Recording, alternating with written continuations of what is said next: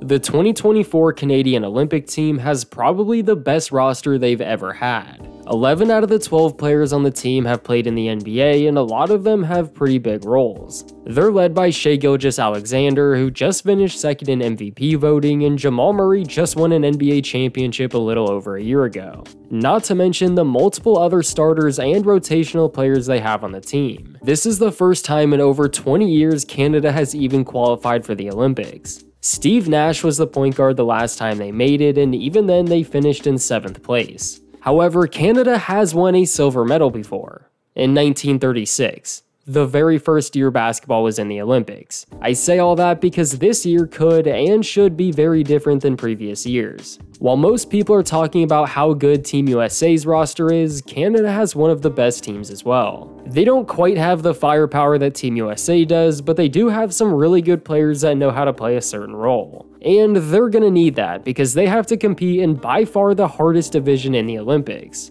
It's actually such a stacked division that people are already calling it the Group of Death, but we'll get to that later. The reason this team was able to qualify for the Olympics is because they placed 3rd in last year's FIBA World Cup. And the thing that gives this team a huge advantage is that 8 of the players that were on the World Cup team are back on the Olympic team. So a good amount of these guys have some chemistry already. That World Cup team was actually really solid. They even took down Team USA to secure that bronze medal. And even though they lost to Team USA in their first game this year, it was just an exhibition and there were multiple good things to take out of it. But let's first take a quick look at the team's full roster before talking about that game, their schedule, and everything else. For the guards, Shai Gilgeous-Alexander will be the main ball handler just like he was in the FIBA World Cup. He absolutely dominated last year and was second in MVP voting for a reason. Jamal Murray will be the other guard that will have the ball in his hands a lot and can really do everything on both sides of the floor. He's another high caliber guard that the team will definitely rely on. Just go watch what he did to the Lakers in the playoffs.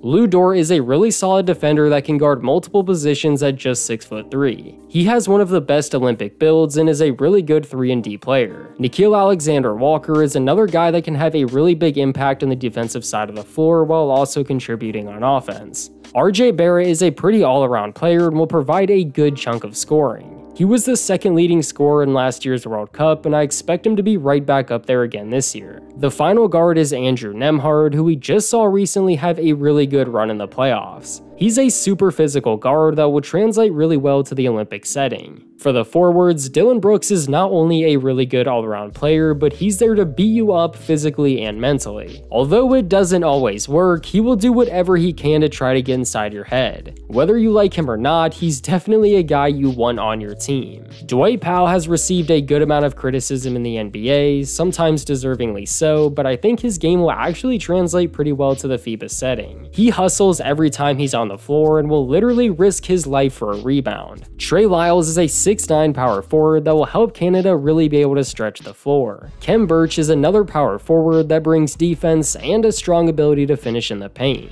Melvin Ejim is a 6'6" power forward and the only player on the team that has never reached the NBA. However, he's still a very solid all-around wing. He can play great defense and still has the ability to really contribute on offense. The last player on the roster is the only guy that is actually listed as a center, and that would be Kelly Olynyk. Kelly's a 7-footer that can kind of do a little bit of everything. I didn't fact check this, but I think he's the oldest player on the roster and honestly has a playstyle that elevates when it comes to FIBA. He's been a huge key for Canada in the past, and I expect it to be the same this year in the Olympics. And like RJ Barrett, he also plays for the Raptors, so he gets to represent his country twice. One player the team won't have this year is Andrew Wiggins, who would have made a pretty big impact. But because the Warriors said they're looking to trade him, they're literally not allowing him to play. They don't want him to get hurt, which makes sense, but not allowing him to represent his country and something that only happens once every 4 years is kinda crazy. Regardless though, they still have a really good roster. While Team USA is on the older side of things, Canada has a relatively young squad. The lack of height is really the only thing that kind of concerns me, but they do still have 4 players 6'9" or taller. Last year they had Zach Edey on the roster to help with that, but they really didn't even use him. They found a way to make it work in the World Cup, and I assume they'll be able to do the same in the Olympics. That's because the coaching staff that they had last year is the same coaching staff that they have this year. The head coach is Jordi Fernandez, who just recently got the job to coach the Brooklyn Nets. He's been coaching in the NBA since 2009, so he's got plenty of experience.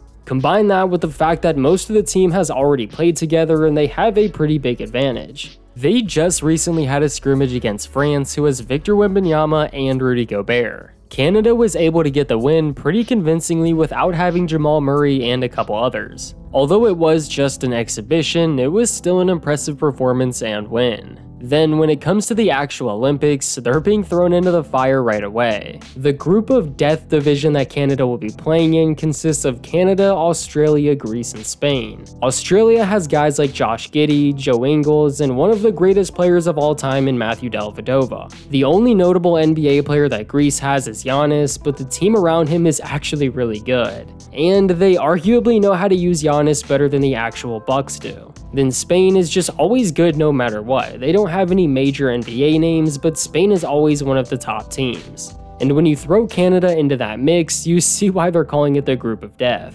But I still like Canada's odds to make it out. They play Greece on July 27th, Australia on July 30th, and Spain on August 2nd. Then from there, we'll just have to see how they perform. After what we've seen in their exhibition games so far, I have some pretty high expectations. Let me know down in the comments what you think about this Team Canada roster, and please leave a like on the video to support the channel. Also subscribe if you're new for more basketball videos just like this one.